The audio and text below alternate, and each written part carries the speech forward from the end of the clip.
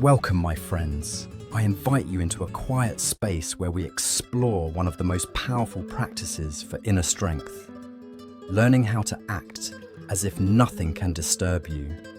This is not about ignoring life, nor about becoming cold or unfeeling. It is about cultivating a state of calm authority within yourself, so that when challenges appear, you respond with clarity instead of chaos. In a world that constantly demands our attention, that pulls us toward irritation, anger, and restlessness, the ability to remain unmoved becomes a rare and precious skill. Imagine carrying with you a presence that cannot be shaken by criticism, setbacks, or noise. This does not mean you feel nothing. It means you choose your response, rather than being dragged along by reaction. The ancients called this equanimity. Modern psychology calls it self-regulation, but you and I can call it freedom. The freedom to remain grounded, no matter what storms swirl around us. In this video, we will journey through the foundations of this practice. We will uncover the philosophical roots that teach us why this discipline matters. We will learn the mental and physical techniques that help us anchor ourselves. And we will understand how cultivating this way of being is not an escape from life, but an entry into life with greater wisdom and courage. So as you listen, let this be more than just information. Let it be an invitation to breathe more deeply, to stand more steadily, and to act from a place of strength. By the end, my hope is that you will see how acting as if nothing bothers you is not pretending, but practicing a way of life that shields your mind and expands your soul.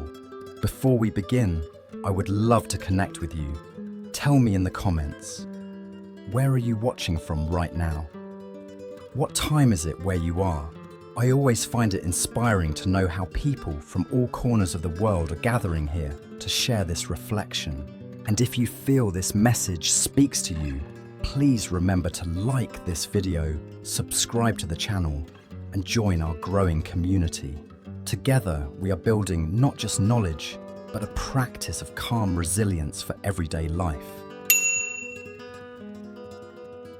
Life is a constant stream of interruptions, unexpected turns and challenges that we did not plan for. Sometimes these moments arrive like small ripples, a delayed message, a critical remark, a disappointment that lingers. Other times they come like storms that threaten to break us open. A lost job, a broken relationship, an overwhelming sense of pressure. In such moments, the natural impulse is to fight, resist, or collapse under the weight of frustration.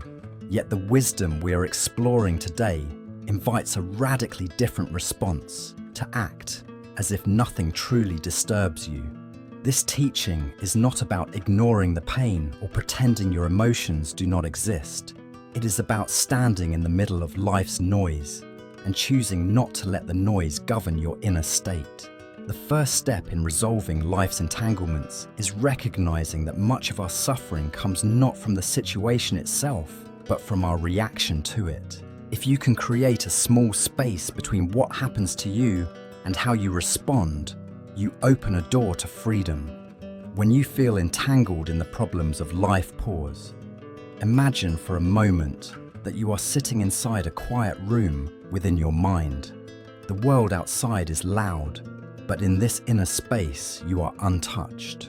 From here, ask yourself, what is truly within my control right now? You may not control what others say or what has already happened, but you can control your breath, your tone of voice, your next choice.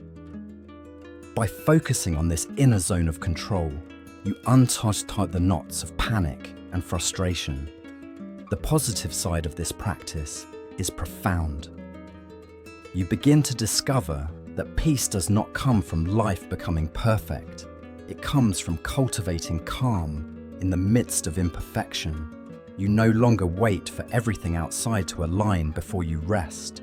Instead, you carry rest with you like a lantern that shines regardless of the darkness around it. This creates a sense of dignity and resilience that others will notice and even admire. Acting as if nothing bothers you paradoxically makes you a stronger presence not only for yourself, but for those who rely on you. However, let us also acknowledge the potential misunderstandings of this approach. Some may say, if I act like nothing bothers me, am I not just hiding, suppressing, or lying to myself? This is an important concern. True calm is not about repression. It is about integration. To repress is to bury emotions alive, where they can grow darker and more destructive. To integrate is to acknowledge the emotions, to let them pass through you without taking command of your actions. You are not lying to yourself. You are teaching yourself to respond with maturity instead of impulsiveness. Another critique might be that this teaching encourages indifference, that if you appear unbothered, you risk becoming detached from the real needs of life. But the difference lies in intent. Indifference abandons responsibility, while equanimity strengthens responsibility. When you are calm, you are more capable of listening, deciding, and acting effectively. You are not turning away from life. You are showing up more fully because you are not lost in reaction. For those watching this who are facing personal crises, perhaps a recent heartbreak, a fear of the future, or the heaviness of daily stress, I want you to feel that this message is for you personally. You are not alone in carrying your burdens. You are seen, and your struggle matters. Acting as if nothing bothers you does not mean your struggle is insignificant. It means you are choosing to face it with a spirit that refuses to be broken. This practice is an act of compassion for yourself. Instead of drowning in chaos, you create inner space where healing and clarity can arise. As you reflect on this, let the words reach you as an offering of calm. You may even place a hand on your chest as you breathe, reminding yourself that peace is not something you must chase outside, it is something you nurture inside. Slowly, with practice, this state becomes more natural. And when it does, the world begins to change, not because the storms have vanished, but because you have learned how to stand steady within them. This is the essence of resolving life's entanglements, not the elimination of problems, but the cultivation of a presence that is not undone by them. It is an invitation to carry peace as an inner treasure. Each time you choose calm over chaos, you affirm your strength, your dignity, and your commitment to live as your highest self. The ancient Stoics understood this truth deeply. Marcus Aurelius, the philosopher king, wrote in his meditations, "You have power over your mind, not outside events. Realize this, and you will find strength." This was not a denial of pain, but a discipline of the soul. Epictetus, once a slave, reminded his students that freedom lies not in escaping hardship, but in mastering one's reaction to it. These teachers lived in times of war, betrayal, and loss, yet they carried a serenity that could not be stolen. As we explore this practice today, remember that you walk a path once walked by the wisest of our human ancestors. To act as if nothing bothers you is to join a lineage of resilience, a school of unshakable peace. When we ask ourselves why life feels heavy, why the smallest frustrations can tip us into anger or despair, the answer is often not in the events themselves, but in the stories we attach to them. The foundation of acting as if nothing bothers you lies in understanding that the human mind is a meaning-making machine. Every sound, every word, every disappointment passes through your interpretation before it reaches your heart. And it is here in interpretation that you either create turmoil or preserve peace. One way to resolve the knots of life is to practice noticing the difference between what happens and what you tell yourself about what happens. A friend does not return your message. The fact is simple: no response. The story you add might be, "They don't care about me," or "I must have done something wrong." This story creates pain, but if you pause and recognize the difference between fact and interpretation, you suddenly see more options. The situation is not an attack on your worth. It is just a piece of life unfolding. By separating fact from judgment, you begin to loosen the grip of negativity. This shift is not easy at first. The mind has long been conditioned to react quickly, to label, to judge. But every time you slow down and ask, "What is the bare fact here?" you are teaching your mind to be a calmer companion. You are creating a small island of neutrality inside yourself where storms cannot easily land. The positive potential of this practice is immense. By taking charge of interpretation, you reclaim power. You no longer hand over your emotional balance to the world outside. You find that you can sit with difficulty without being drowned by it. The voice of calm inside you grows louder, and life becomes more spacious.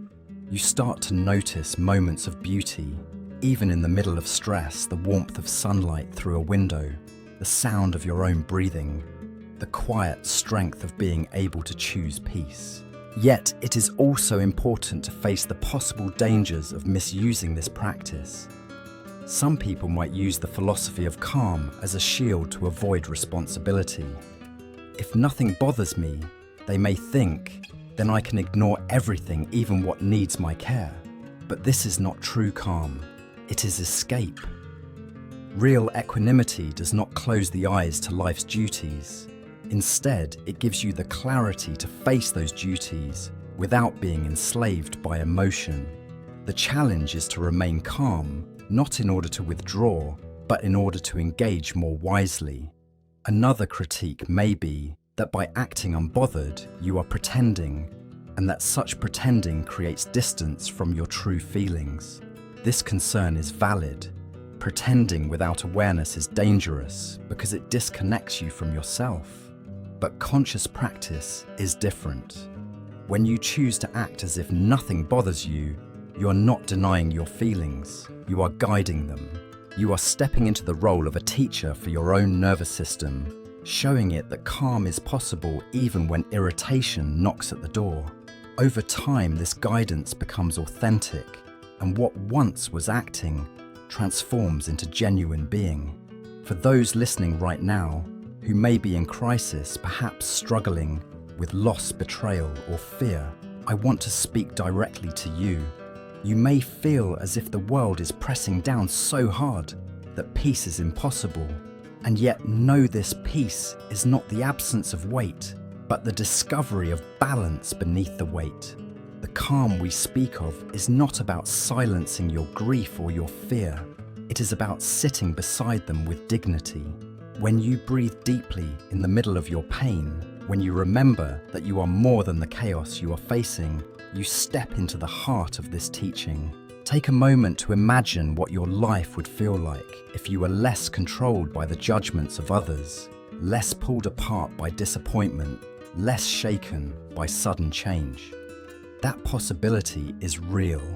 It begins with small acts of awareness, with the steady choice to focus on what is within your reach. By practicing this discipline, you give yourself not only relief, but also a gift to the people around you. A calm presence is healing. It communicates safety, stability, and wisdom. As you reflect on this, ask yourself, what story am I telling about my struggles right now? Does that story help me grow, or does it keep me chained? These questions open the door to a gentler, wiser way of meeting life. They remind you that peace is a choice available at every moment, waiting only for your willingness to claim it. The ancient Stoics built their philosophy on this very foundation. Epictetus, born into slavery, taught that while others may control your body, they cannot control your judgment unless you surrender it. His words echo even now. Men are disturbed not by things, but by the views which they take of things.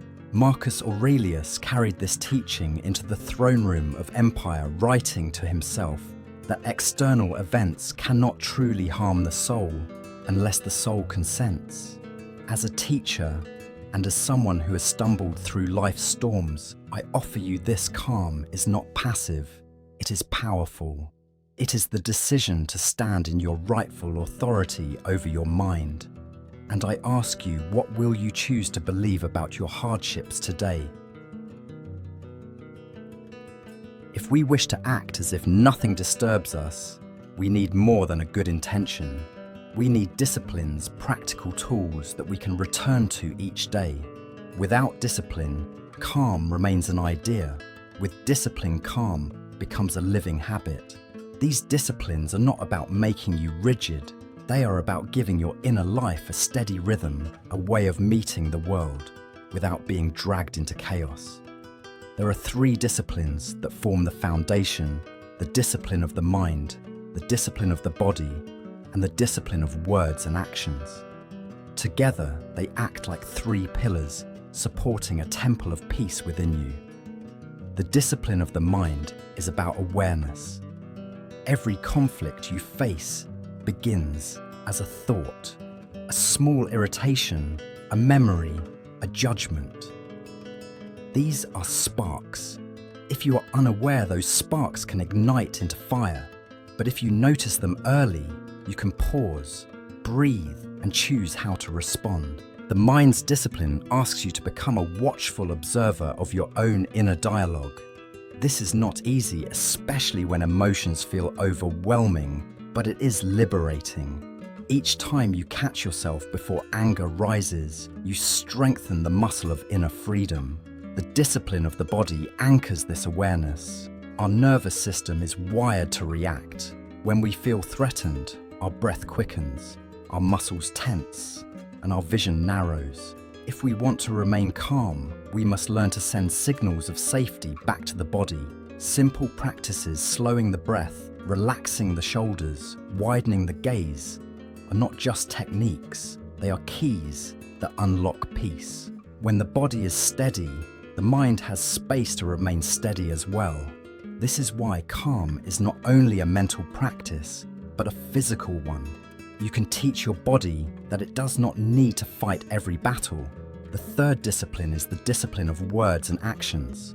How we speak and how we move in moments of tension reveals whether we are truly calm or simply pretending. To speak less to avoid harsh judgments, to act with precision instead of excess. These are signs of true composure. Words can either inflame or soothe. Actions can either escalate or resolve. By disciplining our speech and behavior, we practice the art of transmitting calm into the world around us. These disciplines are not theoretical, they are daily practices for untangling the knots of life. When you feel overwhelmed, return to the mind. What is the bare fact? When you feel tense, return to the body. Can I soften my breath? Open my posture. When you feel provoked, return to words.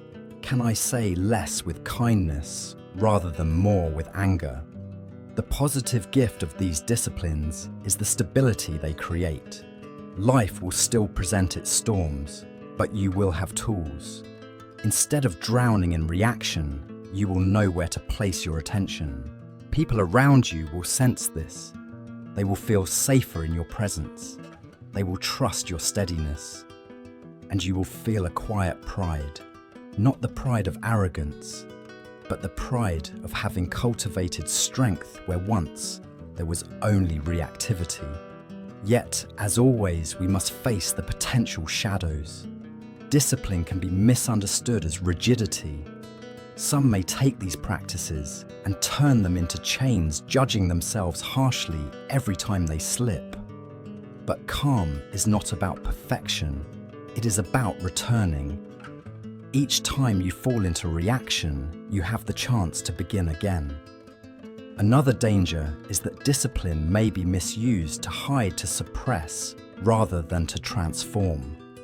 If you use discipline only to appear calm, but inside, you are boiling, the practice becomes hollow.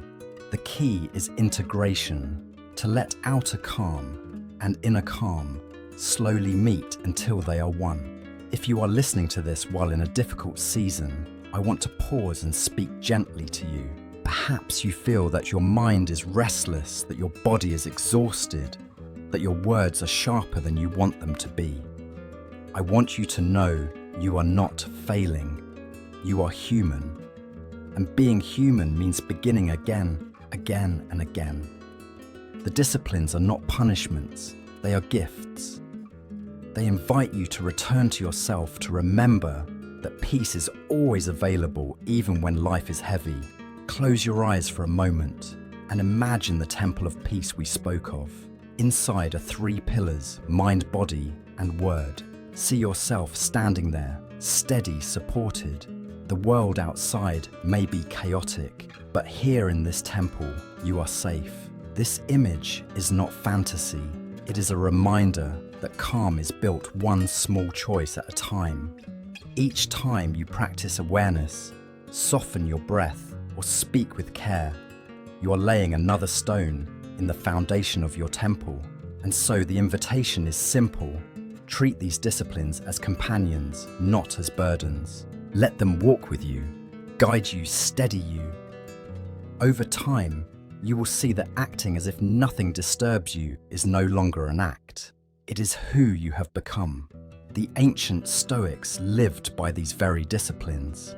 Epictetus taught his students to watch their thoughts as if from above, reminding them that disturbance comes not from events, but from opinions. Seneca wrote that the body must be trained to endure discomfort, for strength is not only of the mind, but also of the flesh. Marcus Aurelius, in his nightly reflections, reminded himself to speak with restraint and to act with justice even under pressure.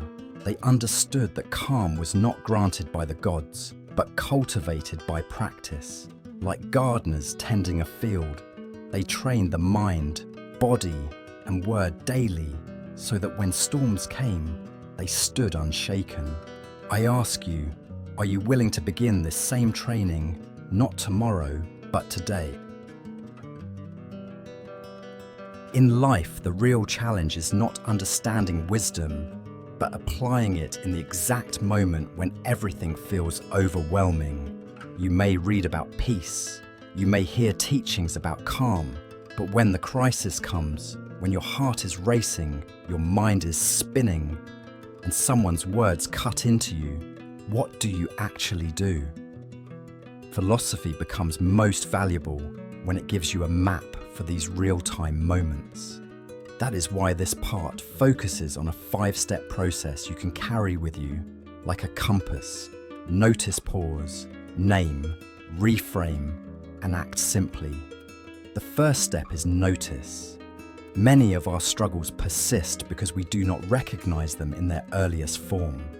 We notice the fire only when it is already burning, but not when the spark first appears. To train yourself to notice means to become sensitive to the signals of your body and mind. Is your jaw tightening? Is your breathing shallow? Is your inner voice beginning to speed up by becoming more aware of these subtle cues? You give yourself the gift of catching the storm before it consumes you. The second step is pause. This is the most radical action in a world obsessed with speed. To pause is to reclaim ownership of your response. It might mean taking one deep breath before you speak. It might mean stepping back for 3 seconds before you reply. This small space can change everything. Without a pause, you are a prisoner of reaction. With a pause, you are the author of your response. The third step is name. Our emotions grow stronger when they are vague and undefined. Fear without a name becomes overwhelming. Anger without a label is uncontrollably. By naming your state, I am anxious, I am angry, I feel overlooked, you transform the feeling from an all-powerful fog into something you can examine. Naming does not remove the emotion, but it reduces its control over you. It is like turning on the light in a dark room. The fourth step is reframe. Here you ask yourself, what story am I telling about this situation? Is there another way to see it? Perhaps the criticism you received feels like an attack, but what if it is also an opportunity to grow? Perhaps the delay feels like injustice, but what if it is also a chance to rest? Reframing does not mean pretending everything is good. It means searching for a perspective that gives you strength rather than despair.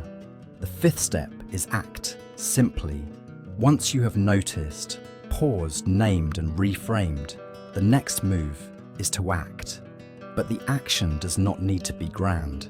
Often the most powerful response is the simplest: a calm word, a steady choice, a graceful silence. Simplicity prevents you from escalating the conflict or drowning in overreaction. It keeps your dignity intact while addressing the situation clearly.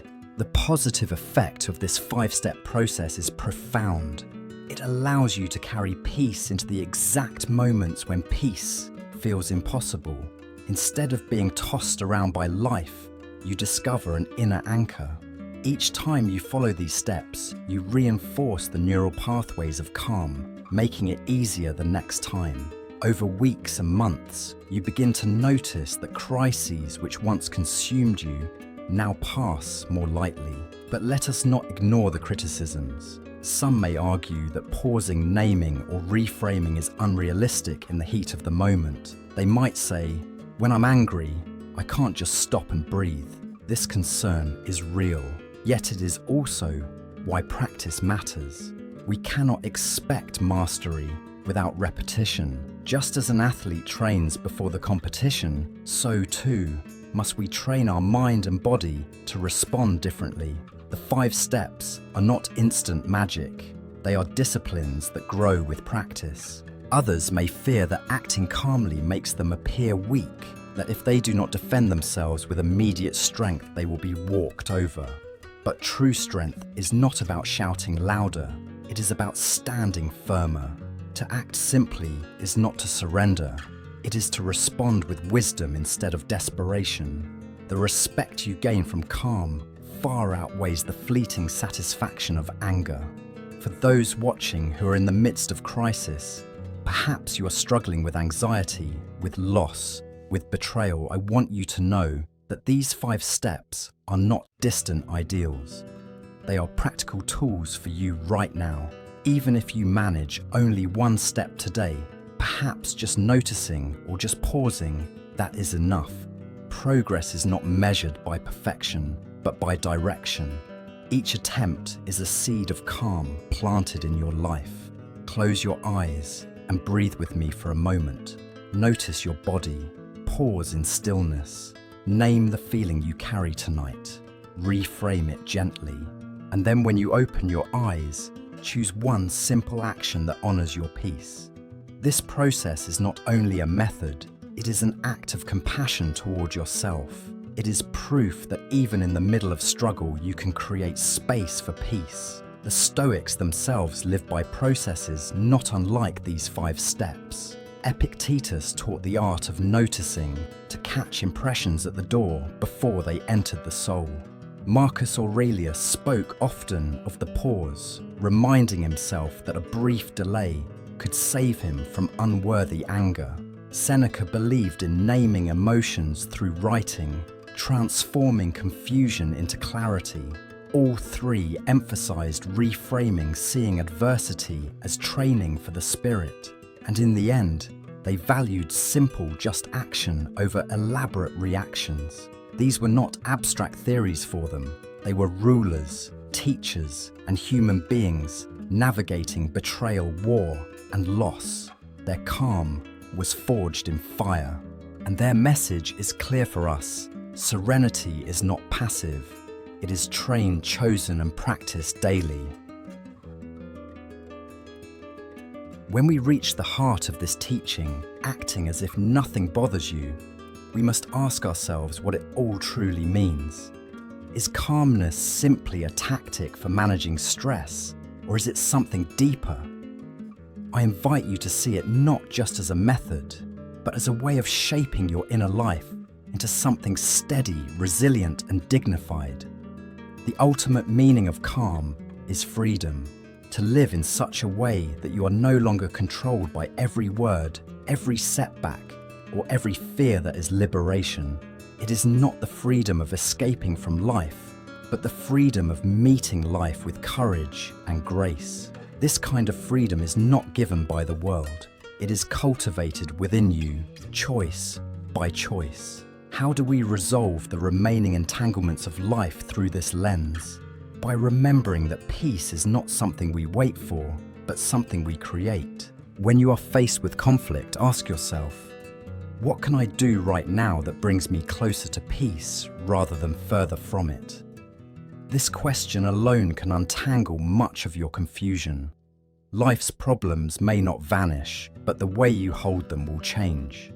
They will no longer feel like unbearable weights, but challenges that you have the strength to carry. The positive side of embracing this meaning is profound. Your relationships grow healthier because you no longer react from raw emotion. Your work becomes more focused because you are not constantly distracted by irritation or fear.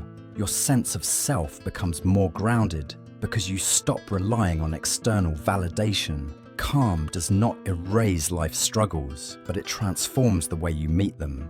In that transformation, joy quietly returns. But as always, we must acknowledge potential criticisms. Some might say, if I act as if nothing bothers me, don't I risk becoming detached, cold, or unfeeling? This is an important objection. True calm is not about closing your heart. It is about opening it more wisely.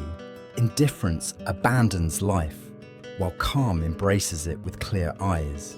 Another criticism is that too much focus on peace can make us passive, unwilling to fight for justice or to set boundaries. Yet real calm strengthens action rather than weakens it. Because you are not clouded by rage or fear, your actions are more precise, more effective, and more aligned with your values. To those of you watching who feel exhausted by the storms of life, who feel as if you are carrying burdens too heavy to set down, I want to speak directly to you.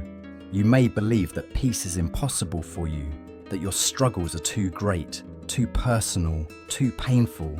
But hear me, peace is not the absence of your struggle. It is the presence of your strength within that struggle.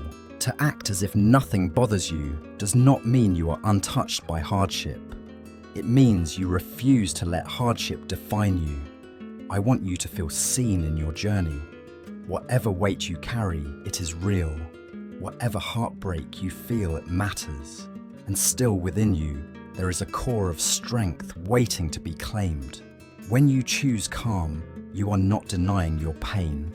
You are giving yourself permission to breathe, to heal, to rise again. Even in the darkest night, calm is the flame that refuses to go out.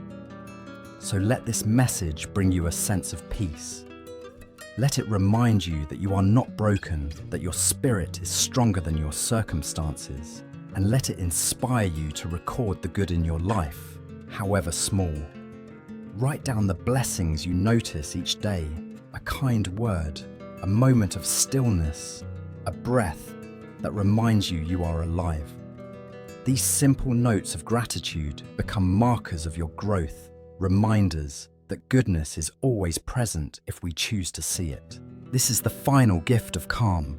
It helps you notice the beauty that chaos often hides. It teaches you that even in crisis there is room for stillness, and even in loss there is room for gratitude. If you carry this with you, you will not only find peace, you will embody it. The Stoics knew this truth well. Marcus Aurelius wrote that tranquility was not a luxury, but a duty of the soul, for only in calm could one live in accordance with reason and virtue. Epictetus insisted that true freedom lies not in external events, but in the mastery of one's own judgment. Seneca reminded his students that serenity is the highest achievement not because it avoids pain, but because it transforms pain into wisdom. I speak to you now not only as a teacher, but as one who has walked through my own storms. I know what it is to feel shaken, and I know what it is to find stillness again. So I ask, will you let your circumstances rule you, or will you claim the inner freedom that no circumstance can take away? As we arrive at the end of this journey together, I want to leave you not only with ideas, but with a sense of comfort, calm, and hope. Life will always bring its share of storms. There will be days when you feel tested, moments when you wonder if you have the strength to carry on, and nights when the weight of the world seems heavier than your heart can bear. But I want you to remember, you are not alone in these experiences. Every human being walks through moments of shadow, and every human being carries within them the light to meet those shadows with courage. The message of acting as if nothing bothers you is not about denying your feelings or pretending you are invulnerable.